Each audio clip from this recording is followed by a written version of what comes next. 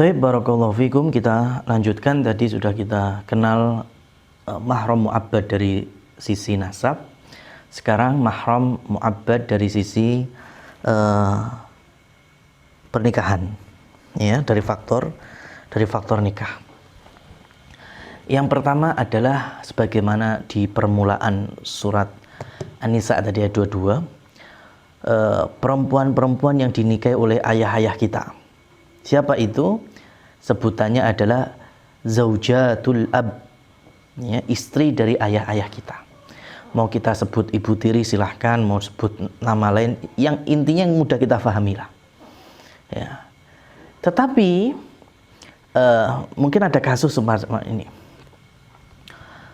Ayah kita sudah tua, usia 60 tahun atau 70 tahun atau lebih daripada itu, menikah seorang gadis. Bisa jadi, ya, ada kasus-kasus semacam ini. Nah, bagaimana kondisi istri ayah itu? Apakah mahram bagi saya selaku laki-laki? Kelihatan masih cakep, malah bisa naksir, waduh, macam-macam, dan ini fitnahnya. Tapi ingatlah bahwa nikah dalam pandangan agama itu definisi ada dua. Ada akad, ada jima. Ya, ada akad, ada jima. Oleh karena itu, kita lihat kalau dari sudut pandang akad, ya, sudut pandang akad, maka setelah perempuan itu dinikahi menjadi mahram. Ya, menjadi mahram selamanya. Apalagi kalau sudah dijimai, sudah kumpul. Permasalahannya adalah sudut pandang nikah itu harus jima. Artinya perempuan yang masih gadis dinikahi oleh ayah kita, usia 60-70 tahun tadi, baru akad belum dikumpuli, ya, kemudian dicerai. Nah, apakah kita boleh menikahi si mantan istri ayah kita meskipun belum disentuh? Nah, ini maka sudut pandangnya dari ilmu fikihnya, perbedaannya dari definitif akad atau jima. Meskipun secara etika dan kesopanan, mosok atau kita ngambil dari yang sudah dinikahi oleh ayah kita, ini kan secara adab kan nggak ada sopan santunnya. Tapi kalau masalah hukum merujuk kepada perbedaan tadi, ya, perbedaan tadi. Pokoknya intinya semacam itu. Begitu pula kalau ada umpamanya saya nikah, ya, saya menikahi janda usia umpamanya 35 tahun atau 40 tahun, punya anak gadis usia 20 tahun ternyata. Ya, jadi jandanya usia 40 tahun, anaknya usia 20 tahun. Nah, pertama nggak tahu kalau punya anak gawan 20 tahun. Ketika sudah akad tapi belum disentuh, belum saya kumpuli ini janda 40 tahun ini, ternyata punya anak usia 20 tahun. Wah, kayaknya saya lebih naksir anaknya ini. Bagaimana? Nah, ini tadi. Kalau dari sudut pandang belum dicampuri, maka boleh. Ya, boleh. Jadi, saya nggak jadi sama sampean, ya, yang janda 40 tahun. Saya milih anakmu wes yang 20 tahun. Nah, ini kalau bicara hukum boleh. Tapi kalau sudah dikumpuli maka nggak boleh. Ya, illama qad salaf lagi tadi di ayat ke-23-nya Allah sebutkan demikian. Itu yang pertama, ya, jadi ibu. Yang kedua adalah ummu zaujah. Ummu zaujah berarti ibunya istri. Apa? Mertua perempuan. Bagi laki-laki, yang bagi perempuan berarti mertuanya yang laki-laki. Bapak mertua. Ini menjadi mahram selama-lamanya. Yang ketiga, bintu zaujah. Anak perempuannya istri. Ya, tadi baru saja kasusnya kami sampaikan. Jadi ada si A mau menikahi dengan si perempuan si B usia janda, punya anak gawan. Nah, ternyata nggak naksir dengan si calonnya, malah naksirnya ke anaknya. Intinya dikumpuli atau belum. Ya, kalau sudah dikumpuli berarti anaknya itu juga menjadi anaknya, mahram selama-lamanya. Tapi selagi belum dikumpuli, silahkan mau mentalak si janda tadi pindah ke anaknya, yuk secara hukum dibolehkan. Ya. Kemudian yang terakhir, yang keempat, karena dari pernikahan ada 4 mahram selamanya, zaujatul ibni.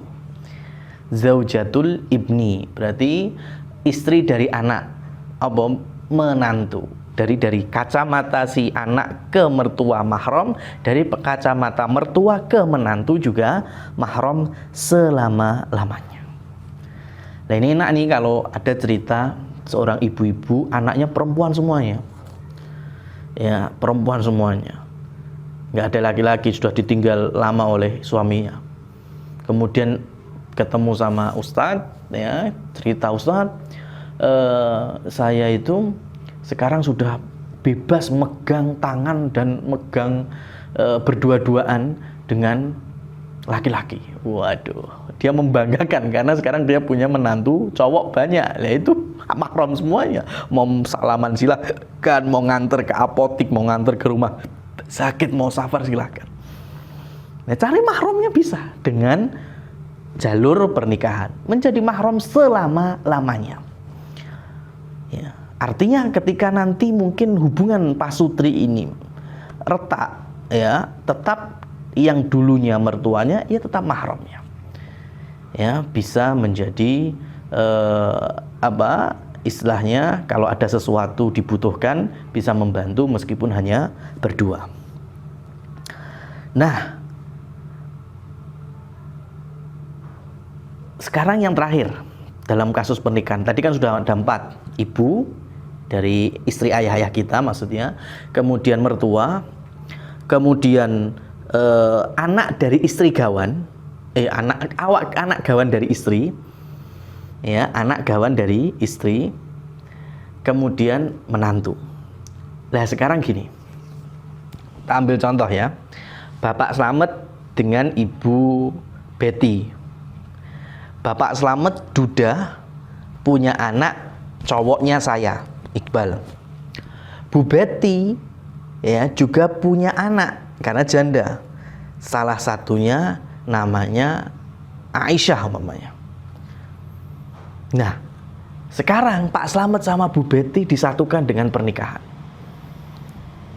Sudah kumpul, maka Ibu Betty menjadi mahram saya karena termasuk dari istri ayah saya. Kemudian ayah saya sama Aisyah itu juga mahram, ya, karena sudah bertemunya kedua orang tua mereka dalam satu ikatan akad dan sudah berkumpul. Sampai sini paham? Nah, sekarang saya sama Aisyah gimana itu? Mahram bukan? Nah, Pak Slamet duda punya gawan saya cowok, Bu Betty janda punya gawan Aisyah. Nah, ini kami sebutkan, ya, para ulama menyampaikan la tahrumu banatuhunna ala rajuli fayajuzu lahu an yatazawwaj. Maka bukan mahram. Bahkan ketika saya nikah dengan Aisyah halal, boleh. Piye terus jadinya? Ya, jangan piye-piye, ini syariat. Ya, jadi yang awalnya bapak ibu, bapak kandung, ibu sambung jadi mertua sekalian ibu sambungnya. Ya, dalam hal ini ulama ya memberikan kajian teorinya semacam ini. Jadi dibolehkan. Jangan salah paham loh ya. Pokoknya bukan saudara seayah, bukan saudara seibu, bukan saudara kandung nih tadi ya. Karena aslinya hanya gawan. Mereka dari mana? Ya, produk siapa kan nggak tahu. Aisyah ini bapaknya kan orang lain. Bukan sebapak dengan saya. Ibunya juga Bu Betty, bukan ibu saya. Ya, jadi seayah bukan, seibu bukan, apalagi kandung. Makanya bukan mahram. Berarti kalau bukan mahram halal untuk dinikahi. Kemudian itu yang pernikahan. Sekarang yang selanjutnya radha'ah, susuan. Ya. Ini meskipun tidak familiar tapi kita sampaikan. Tentu orang perempuan yang menyusui kita mahram kita selama-lamanya, ibu susuan kita itu maksudnya. Ya, ibu susuan kita itu mahram selama-lamanya. Mama saya ya kemudian tidak disusui oleh ibu, asinya mama nggak keluar, saya disusui oleh perempuan lain, maka perempuan lain itu adalah ibu susuan saya, mahram saya. Siapa lagi? Ibunya ibu susuan saya. Itu juga mahram. Ya, jadi mungkin membahasakannya gimana? Simbah susuan. Gitu ya. Berikutnya, kalau ibu susuan saya punya anak perempuan, itu juga mahram saya.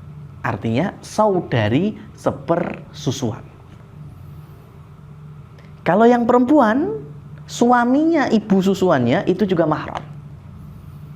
Ya, jadi ada berapa? Ada 4 ya. Ibu susuannya, ibunya yang menyusui, ya, simbah susuan.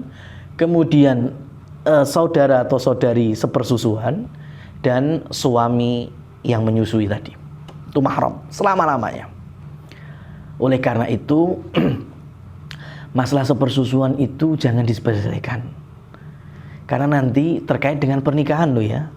Di kampung nih contohnya ada ibu A ya nyawah punya anak laki-laki.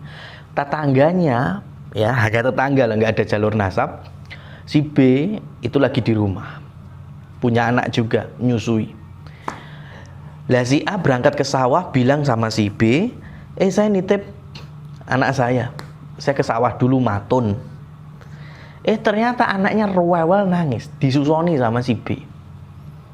Ya, itu sudah menjadi anak susuan dan ibu susuan. Lah kalau gedenya ternyata si anaknya si A cowok, anaknya si B cewek naksir, nikah, nggak sah nikahnya karena harus dibatalkan. Karena pada hakikatnya mereka saudara sepersusuan. Oke, hati-hati nih, hati-hati sekali. Ya, hati-hati sekali. Nah, ini bisa kita ambil celah untuk para saudara-saudara ini. Saya punya saudara, punya saudari. Kemudian nanti beranak keturunan. Keturunan saya, keturunan saudari saya, ponaan-ponaan saya. Tapi bagi mereka adalah sepupu-sepupuan misanan. Nggak mahram.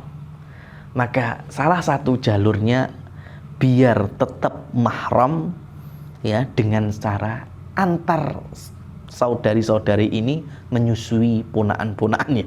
Jadi kan jadi saudara sepersusuan. Itu bisa.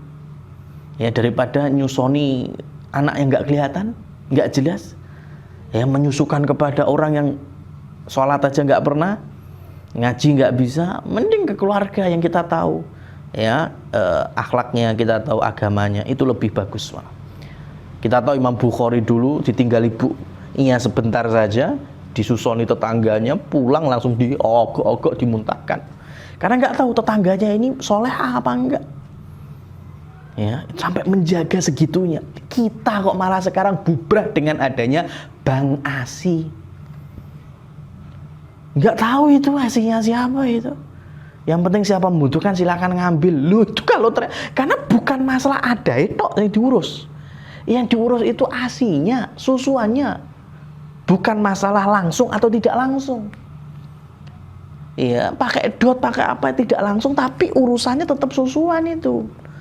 Kita nggak tahu ngambil susunya orang kafir, orang musyrikah, orang ahlul bid'ah dan lain sebagainya. Bagaimana nanti daging itu tumbuh ya di bayi-bayi muslimin muslimat itu. Maka hati-hati, tolong hati-hati ini. Jangan diremehkan. Adanya bank ASI bukan memudahkan merusak nasab. Ada bank sperma bukan memudahkan merusak nasab. Ya. Itu mahram dari selama-lamanya atau mu'abbad. dari nasab sudah, dari pernikahan sudah, dari susuan sudah. Gampangnya susuan itu pokoknya mirip dengan nasab. Ya. Rodho'ah itu sama dengan wiladah, cuma konsumennya tok. Umpamanya saya ya menyusu dengan ibu susuan, ya, maka saya mahram. Ternyata saya punya adik yang tidak disusuni, ya ini bukan mahramnya lagi, beda. Jadi bedanya di situ. Kalau rodho'ah itu konsumennya tok yang menjadi mahram. Kalau ternyata adik-adik saya tidak nyusu kepada si B tadi, maka ya tetap bukan menjadi ibu susuan. Begitu. Wallahu a'lam bishawab. Sekarang tinggal mahram yang muakkad, yang temporary. Yang temporary artinya saat ini mungkin mahram, tapi besok bisa halal untuk dinikahi. Maka dari sini untuk yang muakkad ini tidak boleh kelihatan auratnya, tidak boleh jalan berduaan, tidak boleh khalwat, ya, dan semacamnya dari hukum-hukum syariat. Siapa saja? Yang pertama adalah saudari ipar. Karena di dalam Islam tidak boleh menggabungkan pernikahan langsung dua saudara. Hari ini saya menikah dengan si A dan si B langsung, mereka bersaudara. Ini nggak boleh, haram. Meskipun di beberapa syariat Nabi dan Rasul di awal-awal membolehkan, tapi syariatnya Nabi Muhammad mengharamkan. Ya, ipar itu tidak boleh dinikahi temporary. Ya, temporary. Kalau ternyata istri wafat atau cerai, maka otomatis kemahraman ipar terbuka. Ya, terbuka hijabnya, artinya bukan lagi mahram tetapi boleh dinikahi. Atau istilah Indonesianya apa? Turun ranjang. Itu nggak apa-apa memang, turun ranjang boleh. Ya, tetapi selagi masih mahram dalam arti tidak boleh dinikahi, tetap tidak boleh berkhalwat, tidak boleh kelihatan auratnya antara laki-laki dan perempuan. Dan ini memang susah, karena Rasulullah SAW bersabda, alhammul maut. Ya, alhammu al-maut, ipar itu ibarat kematian. Karena susah sekali, fitnah dari ipar itu sama dengan kita ada di fitnah sakaratul maut. Karena bisa jadi sangat dekat rumahnya, bisa jadi bahkan satu rumah dengan mertua, dengan ipar-iparnya juga masih saling ketemu, bisa kelihatan rambutnya, bisa kelihatan auratnya. Nah, ini dijaga, nggak boleh. Id, Lebaran, jangan salam-salaman sama ipar, jangan ngobrol berduaan, jangan boncengan berduaan. Ya, ini termasuk adab di dalam mengawal semangat istiqomah dari Ramadan. Kemudian yang kedua setelah ipar siapa? Yaitu khalatuz zaujah, bibi dari istri kita. Umpamanya kita punya istri kita punya bibi secara nasab, ya, tapi bibinya usianya ternyata sebaya dengan istri kita. Nah, ketika adanya perceraian atau wafat, ya, maka kita boleh menikahi bibi istri kita. Yang sebelumnya tadi bibi istri kita boleh. Ketika masih menjadi istri, bibinya itu mahram, kita nggak boleh kita nikahi, tetapi tetap harus dijaga auratnya. Tapi ketika cerai atau istri wafat, maka menikahi bibi dari istri tadi dihalalkan. Itu yang kedua. Yang ketiga adalah wanita musyrikah. Kalau yang perempuan berarti ya laki-laki musyrik. Ya, jadi wanita kafirah, laki-laki kafir itu nggak boleh dinikahi oleh perempuan-perempuan yang mukminah. Selagi apa? Selagi mereka belum bersyahadat. Kalau sudah bersyahadat sudah. Ya, wanita musyrikah, ya, yang musyrik kalau sudah asyhadu alla ilaha illallah artinya beriman, silakan dinikahi, enggak apa-apa. Ya. Lah, ini memang lebih condongnya untuk perempuan mencari suami yang beda keyakinan. Nunggu sampai beriman, jangan memakai alasan cinta tok. Karena haram. Beda kalau laki-laki. Kalau laki-laki ada celah, memang dibolehkan menikahi ahli kitab. Bukan musyrikah loh ya, ahli kitab. Kalau musyrikah jelas, pokoknya harus sampai bersyahadat. Kalau ahli kitab karena awalnya mereka itu kenal Allah, Yahudi dan Nasrani itu. Tapi kan ada catatannya. Harus muhsonat, harus menjaga kehormatan. Coba sekarang cari perempuan Nasrani yang menjaga kehormatan. Orang suster-suster Nasrani aja nggak menjaga kehormatan. Kalau menjaga kehormatan sesuai dengan Injilnya Nabi Isa, harusnya tetap menutup rambutnya, pakaiannya menjulur sampai bawah. Coba suster Nasrani sekarang cuma depannya tok, ini rambutnya kelihatan, kemudian bajunya cuma sampai betis. Maka yang muslimah saja pating kelatak mas, ngapain harus cari yang ahli kitab? Itu loh. Ya. Tetapi kembali lagi bahwa perempuan atau wanita musyrikah ya, tidak halal untuk kita nikahi sampai bersyahadat. Begitu pula laki-laki musyrik haram untuk dinikahi muslimah selagi belum mengucapkan syahadat. Artinya temporary. Kalau sudah menjadi muslim, muslimah silahkan untuk menikah. Yang terakhir, belum yang terakhir. Yang berikutnya adalah zaniyah, pezina. Ya, kan haram untuk dinikahi sampai kalau dia sudah bertobat atau kalau hamil harus sampai lahiran. Intinya tobatnya diambil dulu, habis tobatnya diambil, kemudian harus disucikan dulu rahimnya, dibersihkan dengan melahirkan atau dengan menstruasi sekian.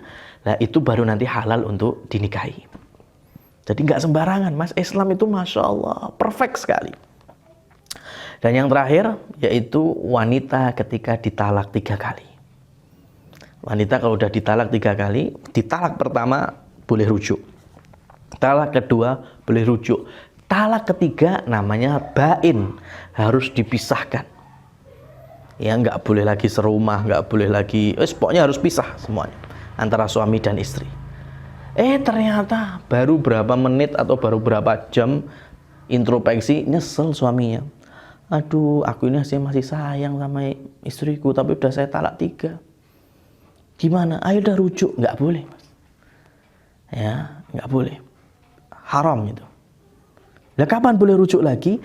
Ketika si istri tadi menikah dengan laki-laki yang lain, kemudian mungkin tengkar dengan pertengkaran yang sama, ditalak sampai talak 3, kemudian diceraikan oleh suami yang baru itu, baru kemudian boleh rujuk dengan suami yang sebelumnya. Tapi tidak boleh disetting. Pamannya bilang, udah gini aja, kita rujuk lagi. Tapi kan saya harus nikah lagi. Gak apa-apa, saya punya temen, nanti pokoknya disetting saja. Yang penting kamu ke AUA, nikah. Selesai itu, minta nanti teman saya tak suruh mentalak kamu sampai 3 kali. Sudah kan, baru kita rujuk lagi. Ini namanya nikah tahlil. Nikah yang mendapatkan laknat dari Allah. Kenapa? Karena merekayasa hukum Allah.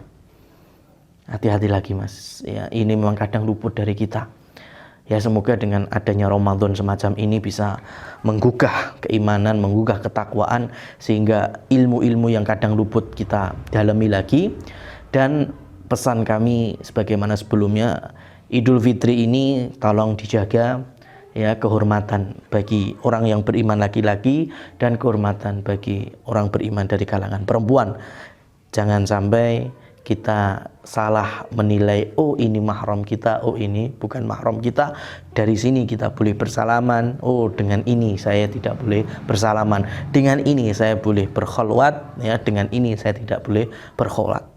Semoga Allah memberkahi keluarga kita, memberkahi anak keturunan kita, memberkahi nasab kita, memberkahi pernikahan kita, memberkahi apapun yang kita kerjakan dari amal-amal soleh, amal-amal ketaatan, kebajikan. Semoga semuanya mendapatkan ujroh, mendapatkan pahala, mendapatkan ganjaran dari Allah Subhanahu wa taala, dan yang paling tinggi daripada semua itu Firdaus al-A'la. Allahumma amin.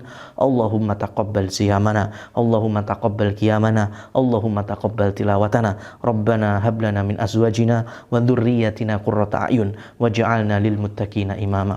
Fa subhanakallahumma wa bihamdik asyhadu an la ilaha illa anta astaghfiruka wa atubu ilaik. Wa akhiru da'wana anil hamdulillahi rabbil alamin. Wassalamualaikum warahmatullahi wabarakatuh.